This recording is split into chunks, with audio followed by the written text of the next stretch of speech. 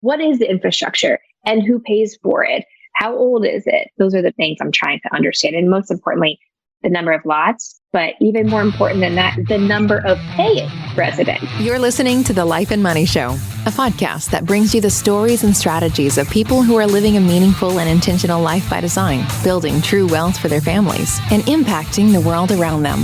And now here are your hosts, Annie Dickerson and Julie Lamb. Hey, everyone. Annie Dickerson here. And on behalf of Julie Lamb and the whole Goodegg Investments team, I'm thrilled to welcome you to another episode of The Life and Money Show. As I'm recording this, I actually just spent the weekend in Tampa all on my own, no kids, no husband. And I was out there for a personal development event.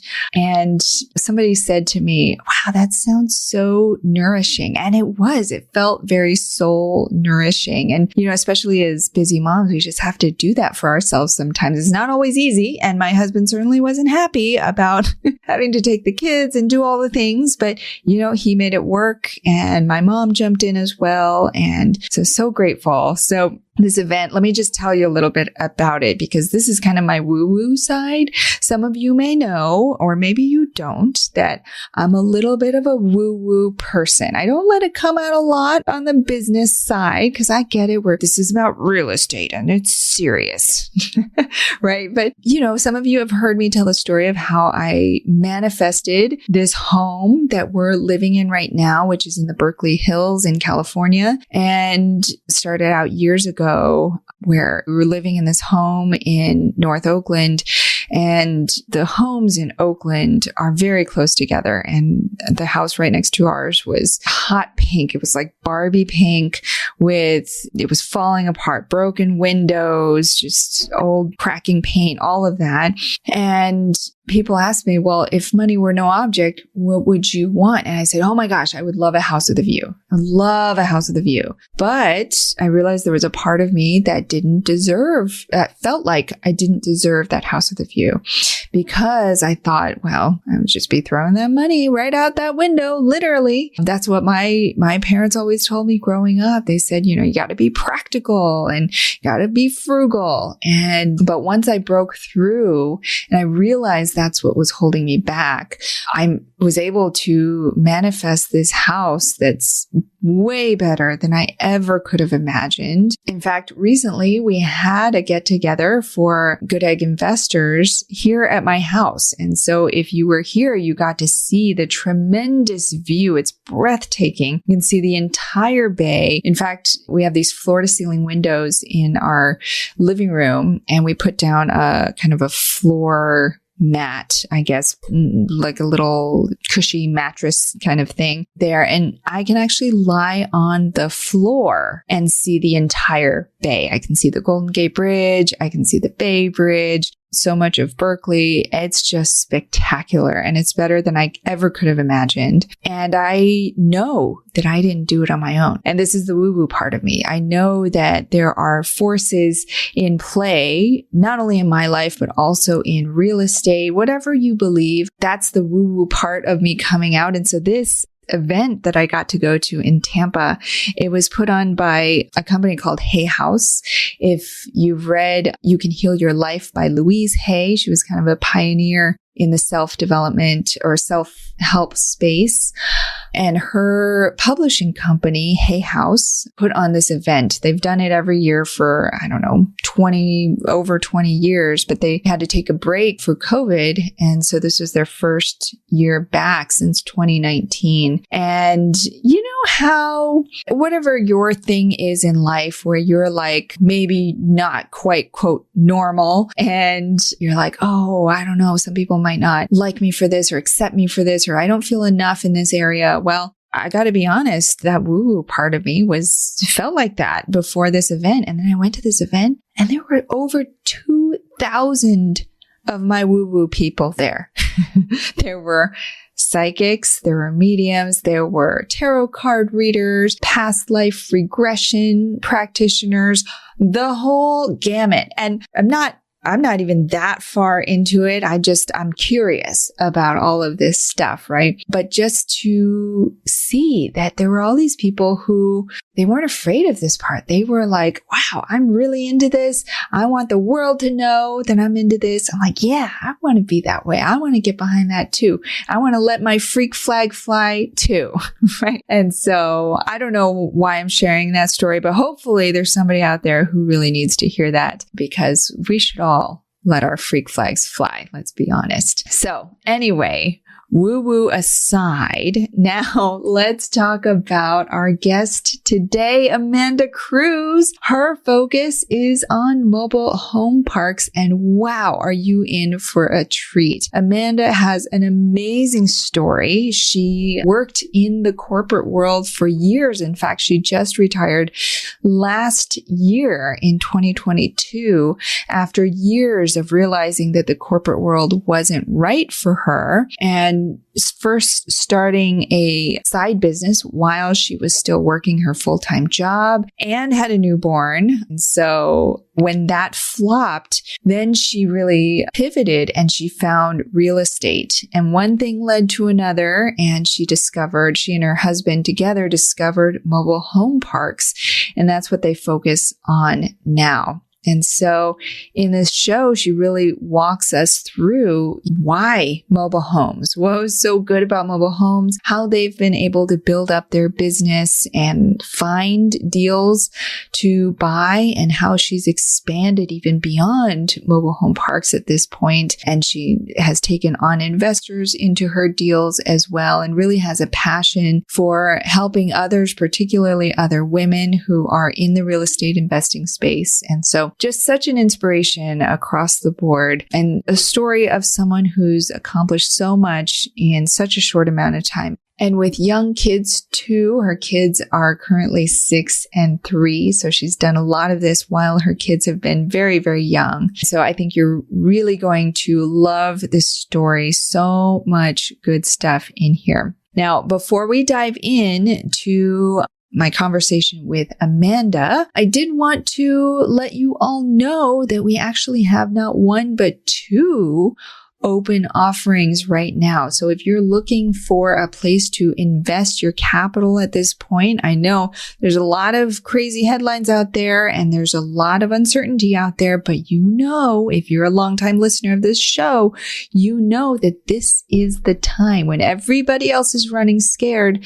This is the time for you to come in and be bold, be brave, and make that investment, because as you do, this is when the true wealth is created at times like this. It's just up to you whether you are up to the task. But anyway, if you are in that position, you are looking to invest your capital and to grow your wealth, you want to learn about our open investment opportunities, you can go to goodegginvestments.com/deals. That's goodegginvestments.com/deals. And you can find more info about our current offerings as well as what's coming up. Okay, with that, let's dive into my conversation with Amanda Cruz.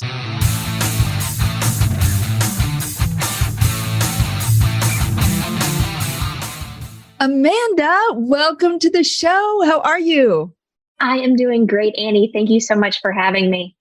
We're thrilled to have you here. Now, Amanda, I know you've had a tremendous amount of success in the real estate space over the last several years, starting first with a duplex, which is exactly how I started out as well, and then moving into mobile home parks, which is what you're focused on now. But before we get into all of that, start by taking us back. It always fascinates me how people get into real estate. So tell us the story about kind of before real estate was on your radar. I know you were working in corporate America for many years. I am also a recovering corporate ladder climber. So tell us a little bit about what you were doing back then, and then tell us the story about how real estate found you. Yeah, of course. So I grew up very traditionally as far as work and jobs. My mom retired from a public school system, and I sort of followed the same traditional path. I went to college. I have my undergrad in chemistry, I haven't used it a day since I graduated. I moved up to Washington, D.C., and I was doing analysis for the Department of Defense, wargaming analysis. And I got my master's in applied statistics while I was there. And then hopped down to Richmond, Virginia, and joined Capital One. And there I was climbing the ladder for about a decade, managing a team of analysts. And I loved it. And it was challenging and it was fulfilling. And I also realized while I was there, I didn't want the job, the person 2 levels above me. And I was working so hard and building something that was never going to be mine. I was never going to own it. And I'd always been wondering, could I be successful as an entrepreneur? Would that be something I could actually do? Could I pull it off, or would I fail? So in 2017, after having our first child, that's when I decided, hey, now is the right time to start our entrepreneurial journey. So it's funny how kids can do that to you. Right, that's right. So I started a business selling products for gender reveals. Those cannons that shoot out and say if you're having a boy or a girl. Turns out, can I tell you a really funny story about that? I was just visiting a friend in Phoenix, and she was telling me she's currently pregnant, and she told me that for their gender reveal, they decided to go to like a Hawaiian shaved ice place.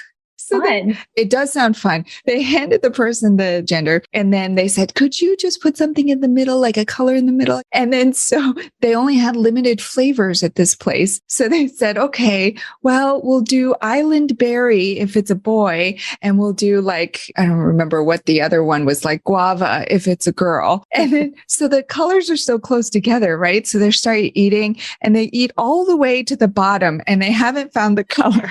They're like, so what is it? They were like, oh, it was a girl. Do you want us to do it again? They were like, no. That's a safer option. Totally a safer option, even though it didn't work quite well. It turns out those cannons are actually dangerous. So fun fact, they're dangerous. And so we ended up having to shut down the entire business like a year after we started it, right when it was kind of taking off. Does it like hit people or like they will come apart?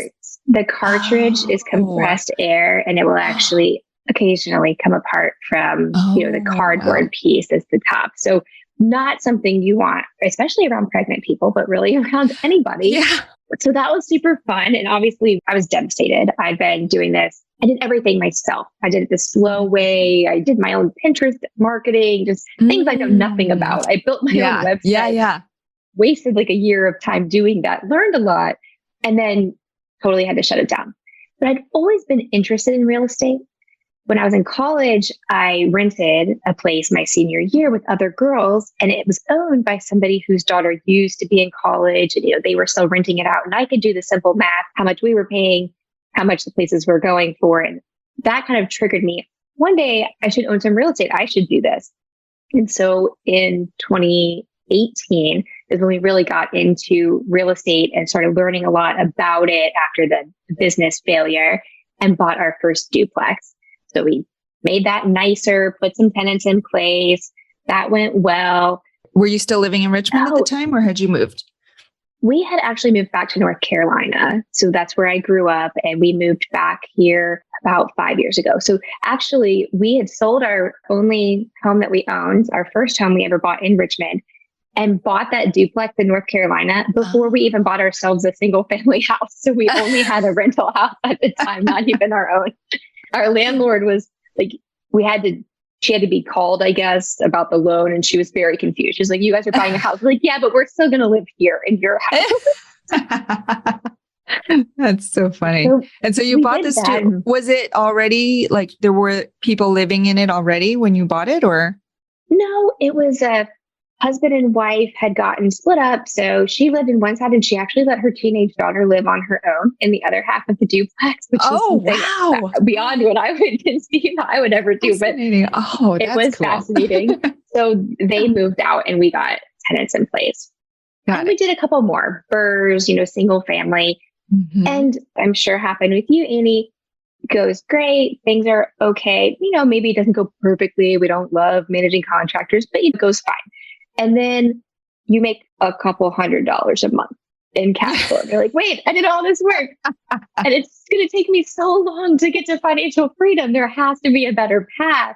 And that's when we really looked at something else. Yeah. So we started looking at individual mobile homes, and we did some of those for a while. Hold on. You're like, okay, for the amount of work I'm putting in, I'm only getting a couple $100s a month. Did you think about like, oh, we'll just buy more? Or were you like, okay, this path isn't right, we're going to pivot? And then how did you, of all the different possibilities, why mobile homes? So we did the latter. Hey, we could keep buying a whole bunch, but I could quickly run the numbers of how many we'd have to buy and how long it would take. And it just didn't make as much sense to us. Now, I had heard from a guy who I deeply respect, Bill Cook. He is such a smart, creative deal structure. And in 2019, he was telling me about something called a Lonnie deal, which is where you buy a mobile home, just like a single family home from somebody who needs to sell it. So you buy it for a good price and you turn around and you sell it to a family who's going to buy it and live there. And you carry that note. You're the bank for them. And so we did some of these. The interest rates are very high on those. It's very approachable. You only need a handful of thousands of dollars to buy one of these. So it's a very approachable investment with really high returns. So we did a handful of those and it went well. We understood this space. We really like the macroeconomics of mobile home parks and affordable housing, which there is just an ever growing shortage of affordable housing. So in 2020, we bought our first mobile home park. We actually bought it the first week of April, 2020. So we went under contract in January and bought it the first week of April. Like the entire world changed in that time frame. We were freaking out. Wow. My husband wasn't freaking out. I'm the numbers one. So I was freaking out. Ran the numbers like 50 times. Half of the park would have to not pay us before we could not make the mortgage. I'm like, okay. This is going to work. And that's how we got into mobile home parks. Yeah, I can imagine with that timing, because often, you know, the residents of mobile home parks tend to be more vulnerable population as far as it comes to service jobs and things like that. So at a time like that, when a lot of people were having to hold off, or there was a pause or a hiatus, or they were getting laid off, it must have been. So how did it turn out? So you got that one. How did it go? It went great. So it turns out the residents of this park were heavily into processing of meat, which never shut down because that was a very important thing. Right. And landscaping, which was an outdoor thing, or construction, which was outdoor. So they never ended up really losing their jobs for the most part. And as you know, there was a lot of money given out to individuals for a long time. So we didn't miss a single rent payment on that park for years. I think we just evicted our first ever tenant about 6 months ago. So it took a long time. And honestly, residents of mobile home parks tend to be pretty sticky. So they're lower income, but the rent they're paying is so low that it's a very approachable amount. It's not like the $1,500 a month for a standard rentals. So it ends up being that we have very high payment rates and very low turnover. Yeah. Okay. So you mentioned their rent is low. And so for somebody who may know nothing about mobile home parks, I know there's different models. So sometimes you own the home, sometimes you don't, sometimes they're renting. So give us kind of the 101 on how mobile home parks work, or this particular one worked. Yeah. So there are, like you were saying, Annie, two different ways you can run a mobile home park as the owner. There's a tenant-owned home model, and that's where the tenants own their own homes. And they pay you lot rent for the right to keep their home connected to your land and your infrastructure. So it's connected to water and sewer and electrical. And they pay you a couple $100s a month for the right to keep their home there. But they own everything inside of the home. So if they have to replace carpet or paint, there's a leaking toilet, that is on them as the owner of the home, not on the owner of the park. Then there's the other side, which is park-owned homes. And that's like a standard rental. The park owner owns the home as well. And then the residents pay typically more money to live in the home as a standard rental. And then they don't take care of the paint or something leaking. It would just be treated like any other single family home rental. Got it. And so which type was the one that you bought? The first one we bought was all tenant-owned homes. And we prefer that model. It's more streamlined. It's a little bit easier to scale. You don't have to have, the same level of handyman. You can sort of just have a manager making sure everybody's collecting rent. But some investors really prefer the park-owned home model because you do get more rent coming in. And so especially for smaller parks, that could be the model that you go with. And it really just depends on each person. And we have a park that has a lot of park-owned homes in it, and we're actually going to keep them as park-owned homes. And depending on how they're valued, a lot of times it can be beneficial to keep them as park-owned homes when you go to sell with a broker, which is the reason we're doing it in this case.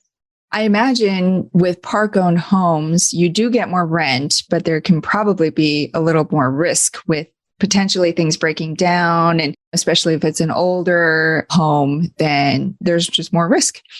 There's a lot more expenses for sure. You do run risks in general with any rental that they're going to, completely destroy it. And so there's always that factored in. So if lot rent is $300 and the standard rent for a rental is $900, you're not making that extra $600. A lot of that is eaten up in expenses, but you are making something more than if it were just a $300 lot rent. Yeah. So this sounds like such a far cry from when you started with that first duplex and you were doing all this work and managing contractors and whatnot, and you get a $200 check at the end of the month. Then you kind of buying the mobile home parks and kind of, it's almost like an owner financing model was like the stepping stone. And then you started buying your own parks. And so it sounds like the economics on that worked out quite a lot better. And it's a more scalable model than when you were doing individual duplexes. Yeah, absolutely. And same thing with multifamily, right? It's the number of lots or the number of doors that you're going to get. It just, as soon as you have that scalability, well, now you can have one manager managing that. And in multifamily, you have one roof instead of having each single family has its own roof. So the scalability really starts to play in the more you can get in one park. Yeah. So tell us now, like after that first one was such a success, and that was in 2020 that you bought that one, right? And so tell us about the properties you've purchased since then. Are you buying in the same market? What are you kind of seeing out there? So far, we've bought all in North Carolina. We do some scouting in South Carolina, Georgia, and Tennessee. We're actually under contract on a park in Tennessee right now. And we have 4 parks located all in North Carolina, 113 lots across those 4 parks, and then a 45 lot park in Tennessee we're under contract on. And really continuing to grow, just like in multifamily, it's very competitive. So you really have to work hard looking for deals. We look at so many deals. I also look at a lot of deals in non-residential commercial space. Do you know Ash Patel? Yes. Mm-hmm. Yeah. Okay. So I'm in his mastermind for non-residential commercial, which is awesome if anybody's looking to get into that route. So been under contract on a couple of those properties as well. And just across the board, you have to look at so many properties to find the good ones. So that's really what my focus is on a day-to-day basis. And with these mobile home parks, when you're looking at the deals, are you getting these deals from brokers? Are you sending out letters? How are you finding these? For mobile home parks, we have done all off market to date. We did direct to sellers. We did get the last one that we're under contract on right now was actually from a wholesaler through this random Facebook group. And so that was a really random one. You never know where the deals are going to come from. Right. On the non-residential side, I've been a lot more intentional with broker relationships and reaching out to brokers. On the mobile home park side, I think we were pretty successful in buying them for really, really good prices straight from sellers. So I never spent the time that I should have fostering those relationships. Okay. So tell us a little bit more about that process, right? Because I realized I'm not cut out for that whole like direct to seller, because I tried to do this for land. This was years ago. I was trying to learn land investing. And so I invested in this course and I did all the things that it said, down to like finding all the addresses, doing the filtering, sending out the letters, right? And the letters had like a tentative offer on it. I was like, yeah, feeling good about this. And then I sent out the letters. I'm like, oh my God, what if they call me? What if they call me? What am I going to say? What are they going to say? What if they're mean? What if they have questions I can't answer? Are you the one? Do you talk to people, or do you have a team? Do you have somebody else who talks to them? We split. So I have an assistant She lives in the Caribbean, but she used to live in the United States. So she calls first if they're interested in an offer, if they'd be open to a conversation. If they are, then a time is set up for me to call them. But even so, you never know what you're going to get. And the first few times I called, I was like, oh my God, what am I going to ask? Do I have all the right questions? All those things. I was on the phone with somebody earlier today. And he was like, well, let me tell you about this park. It's 20 lots and it used to be 40, but then I just kind of let it go over the years. And I'm thinking, this is perfect. This is exactly what we're looking for. But then he's like, so I'm a GC and I'm going to develop it into multifamily, blah, blah, blah. And I was like, all right, what is that? Okay. Crap, it's twice what I can pay you. Okay, well, this just went to nothing really quick. So you just never know how the conversations are going to go. Yeah. And when you're talking with them, what are you looking for when you're looking at, you mentioned you look at lots of deals. So how do you know if something is right for you? We'll get back to our conversation with Amanda in just a minute.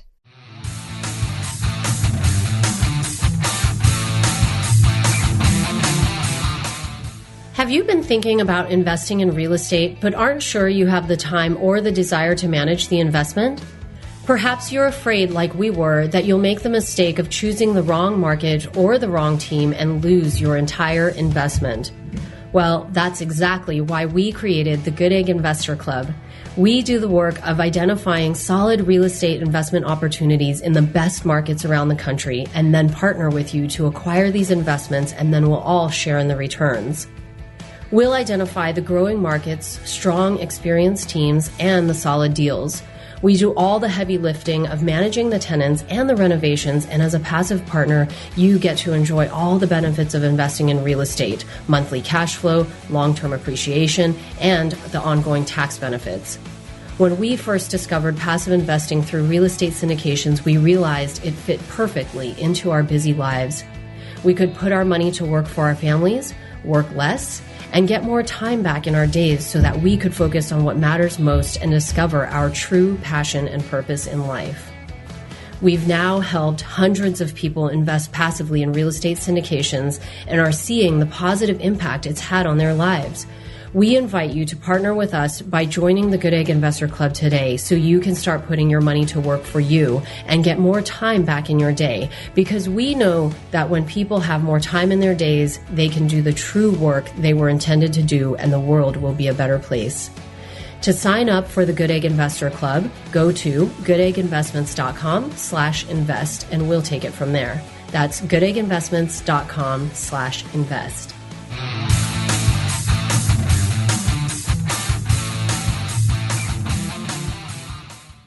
And now, back to our chat with Amanda Cruz. So we wanted to be 20 or more lots. The more, the better. Typically with these off-market sellers, 20 to 40, 20 to 50 is where you're really going to get most of them. The brokers have really latched on to all the bigger parks, of course.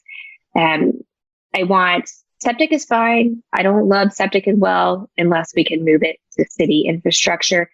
I won't buy a wastewater treatment plant, which is like a private system for treating sewage. I need the population to be at least not declining. It doesn't have to be the best metro for a mobile home park. It's not as critical because of the population that's being served. But there do need to be several core job industries, population not declining. And we look at how old the homes are and we assume there's going to be a lot of work. A lot of these are neglected over time. So you're going to have to go put a good amount of money in when you buy it. But those are really what I'm trying to get is what the infrastructure is what makes a mobile home park more valuable than land. So what is the infrastructure and who pays for it? How old is it? Those are the things I'm trying to understand. And most importantly, the number of lots, but even more important than that, the number of paying residents. They'll just say, oh yeah, it's 40 lots. I'm like, okay, that's good. How many homes are there? How many residents are actually paying? Because that is not the same as the number of lots. Do you talk to some mom and pop owners who have like their expenses and things like written down on a napkin and like Oh yeah. Oh, we don't get P&Ls, and that's good. If there's like a full-on P&L, I know they're preparing for a broker. Like they're just not our seller. I'm like, oh, you don't know? That's perfect. We know how much it's going to cost for trash. Like I don't even need you to tell me. So this is great. And that's so key, right? To know like just that right there, that little bit of wisdom and insight is like, if you have a P&L, you are a different kind of seller. You're like on a different track. And that might make things easier for us, but your intention and your motivation might be different than what we're looking for. We're looking for the mom and pop owners who are really kind of have let this fall to the wayside. And so I think that's really key for any of the listeners, whether they're investing in mobile homes or not, to really get fine-tuned with exactly what they're looking for in a potential investment. Yeah, absolutely. Like if somebody comes to you with their QuickBooks trailing like P12, like depending on what kind of, if you're doing value add or class A, like you know what to expect. But if you're really looking for a good value add and somebody comes with their like QuickBooks, then they're usually more organized than the price that you're willing to pay them reflects. Yeah. Okay. So you mentioned you have, was it 4 parks now? Is that right? Yeah. Okay. Yep. Tell us a little bit about the management. Do you have horror stories? Is it pretty? You've got it down? Like, give us the good, juicy stuff. There were always horror stories. So we have managers that manage each park. And then my husband, Jonathan, does our asset management. So he really manages the managers. But there are things that always go wrong. Like we had to evict somebody in one of our parks a couple months ago, and they were a contractor. So they had fixed up this home very nicely. But then when they left, they stripped every single thing of any value out of the home. So now we have to just get rid of the entire home and bring in the new one. Back in December, we closed on a park in November of last year. At the very end of November, a couple weeks later is Christmas. We didn't even have a manager in place at the newest park yet. And it's a lot of park-owned homes. Well, it doesn't usually get down to 14 degrees in North Carolina, but funny enough, last December it did. This park was heavily neglected by the man who sold it to us. He did everything himself and he was 81. So really nothing got done. The water pipes were not insulated. So Jonathan gets all these phone calls, Christmas Eve, Christmas Day, and the entire weekend of Christmas. Tenant after tenant after tenant lost water because all of their pipes froze and burst. It was a total nightmare. So, I mean, these things happen in mobile home parks and all the asset classes. Like, you know, everybody likes to say real estate is the best passive investing. Like, sort of. Like, our investors have passive investments, but not real estate itself. And managing that real estate is very different than passive mailbox money. Oh, yeah. Yeah. That's why I always tell people, if you want to be passive, go the passive investor route. It's like when you sponsor a child in a different country and you just every month you make that donation and then you don't have to change any diapers. I love that. Like, right. And then they write you letters. You get a photo once a year. You get all the good stuff, but you don't have to deal with all the behind the scenes stuff. Right. And it's the same. You're absolutely right. It's not that there's nothing to do. There's tons to be done. And yeah. So on that note, so I assume you're working on this full time now. Is your husband also focused on this full time? Yep. So we both are full time. He left in 2019, actually, out of the corporate world. And I left in February of 2022. Sorry. So a little bit over a year ago. Amazing. Look at you two from like you're recovering W-2s and look at you now. Oh my goodness. I thought it would take 1 year from the time where I was like, I'm going to be an entrepreneur. I had it in my head that 1 year later, I would be out of my corporate job. And it took 5 years. I know there are a lot of people listening who are in this position. They want to quit. They want to retire early. Were you trying to reach a certain threshold? Why did it take 5 years? Well, the first year that I thought it was going to take was the business that totally failed. So we were nowhere. Right. That first year. So you were doing that on the side. Is that right? Yeah. Yeah. I was doing it on the side, literally on the emailing our distributor from China at 3 a.m. while nursing my newborn baby, like on the side, literally. Wow. It was a mess. So that was the first year. And then we started slowly once we got into real estate. We didn't go straight into something big, which is totally doable. I don't think I knew to plan that far advance. I didn't think we'd want to be in commercial real estate. Right. So I was thinking, let's just get one. That's what I've always heard. Just start and then you can go from there. So I didn't know what it was going to look like 5 years later. She's like, we'll just start. Yeah. And we did. Yeah. And then we pivoted to the bigger thing. Oh my gosh. Wow. Well, kudos to both of you that takes commitment and courage, and congratulations. That's huge. Thank you. So now what your kids are 6 and 3, I believe you said, is that right? And so what do they think of all this? Are they involved at all? How much do they know about this whole world? Is so much part of our family conversation all the time. They'll say, is daddy out at a property? Are we going to the mobile home park? We were going and looking at some with my daughter when she was probably 4. And she would say, is this one for me? It was going to be a smaller house. I was like, no, sweetie, that's people live there. So we really try to at least instill in them, because they don't understand all the pieces right now, but at least instilling that we own properties where people either live or they have businesses. That's how we make our money, from owning things. And just having that conversation on a regular basis, they get that piece. At least our 6-year-old does. Our 3-year-old doesn't really know the difference. But, as she gets older, then she can get more and more involved. I think actually next month, she's in year-round school, but she has a 6-week mini summer break. And my husband's going to take her out to one of the parks, and so she can really see what he does. And so we're really excited about her doing that. What a gift, and such a great learning opportunity for her, because even though obviously lived in homes growing up, but the whole concept of owning a home or renting it out, it wasn't a tangible thing to me until well into my 20s. And what a gift for her to be able to connect the dots to the dinner conversations where it's like, oh, daddy's at a property, but what does the property actually look like? And being on site and doing that work and meeting the people. And it just makes it so real. And at such a young age. That's fantastic. Yes, we're very excited about, and she may run away from it.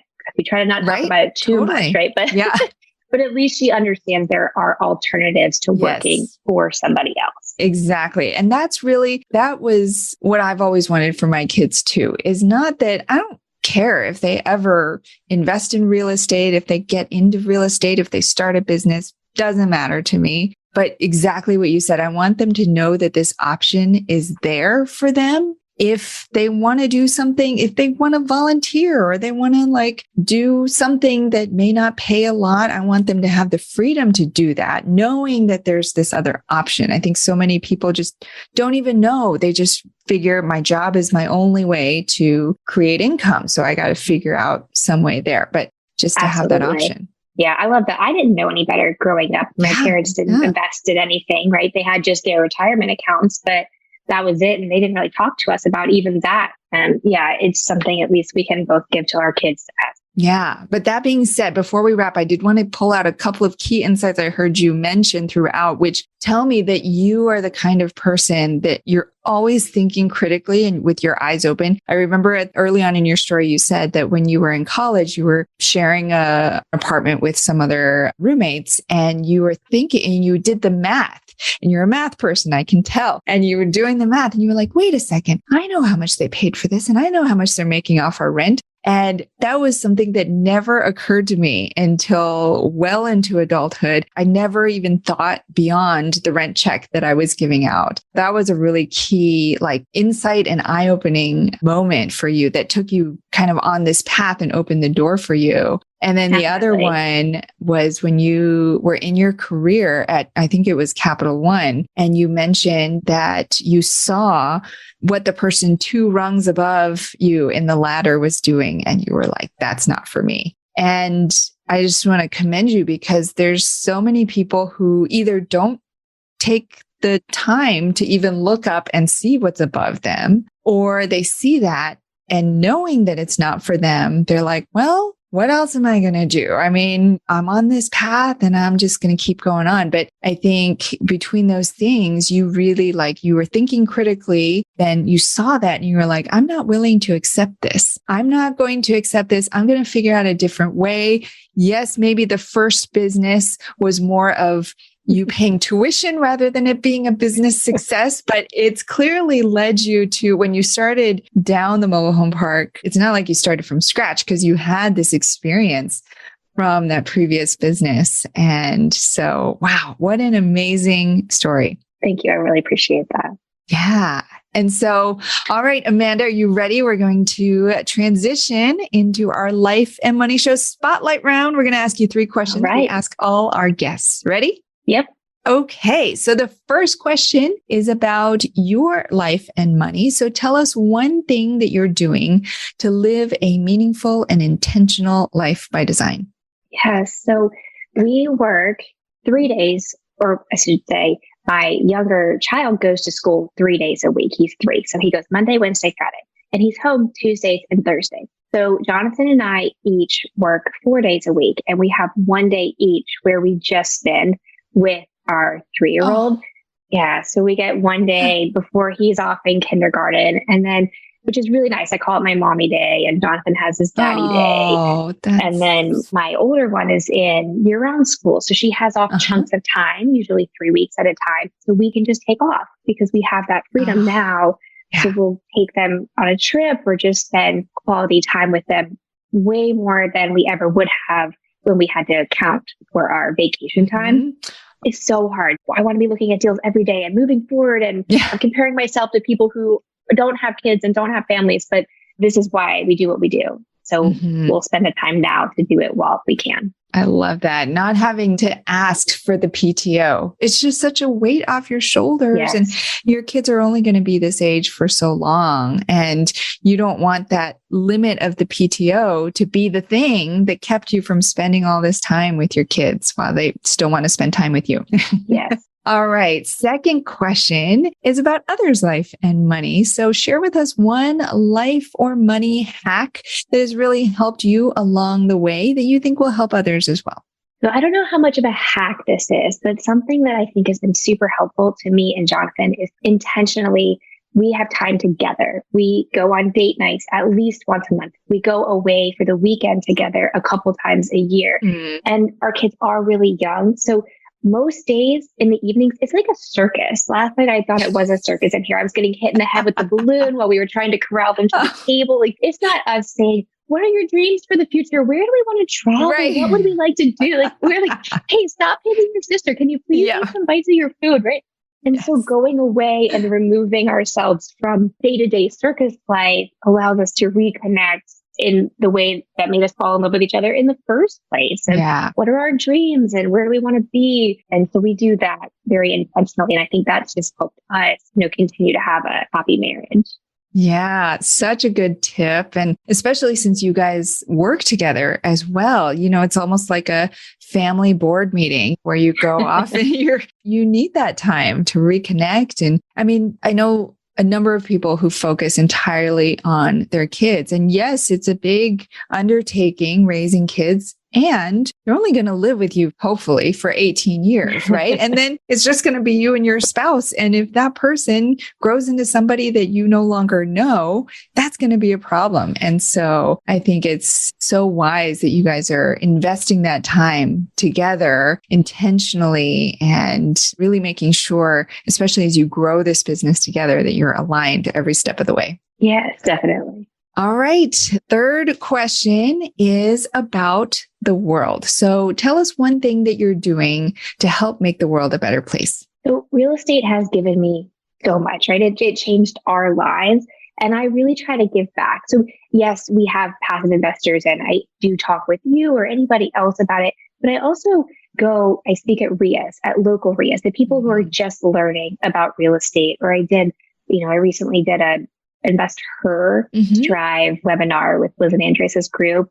So I really like to give back to people who are coming up the learning curve of real estate because it can be daunting and you don't see that many women in the space that are talking and giving back. So I really like to help people who are getting started, see the path or help them underwrite something or just really learn more about it. Yeah, I think that's one of the best ways that we can all give back is to invest our time. And, I remember back to those early days. I quit my job having never done a syndication before. And if it were not for the people, the mentors who had helped and we business coach, people who helped shepherd the way and encouraged us and were our cheerleaders along the way, wouldn't have gotten here. And so to hear you say that you're taking that time, now that you've got some of that experience under your belt, taking that time to look not just ahead of you, but behind you at the people who are coming up a few steps behind you and turning around and giving them a hand. I mean, that's how we're all going to work together to make the world a better place.